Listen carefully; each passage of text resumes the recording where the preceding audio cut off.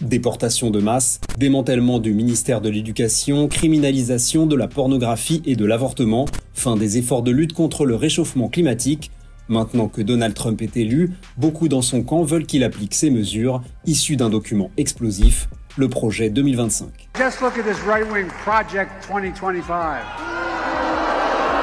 Ce manifeste de presque 1000 pages est une compilation de propositions pour le compte de la Heritage Foundation, un très puissant lobby conservateur. Il décrit en détail comment sauver le pays de ce qu'il nomme la gauche radicale, avec des politiques brutales à tous les niveaux. Tellement brutales que Donald Trump a nié toute proximité entre son programme et ce document. I have nothing to do with Project 2025.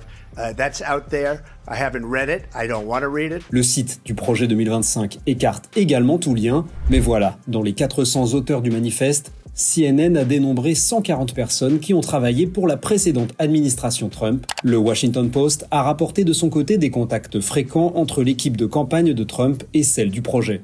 Enfin, si le futur vice-président de Donald Trump, J.D. Vance, a lui aussi nié vouloir appliquer le projet 2025, First of all, Project 2025 is not affiliated with the Trump campaign. Il est très proche de la Heritage Foundation. Quelques jours plus tôt, invité par le lobby, il ne cachait pas ses intentions. And this organization is going to play a major role in helping us figure out how to govern at the White House, at the Senate, at the House, and all across our great country. Voilà qui laisse assez peu de doute. Si le projet 2025 n'est pas la plateforme officielle de Trump, elle lui est étroitement liée.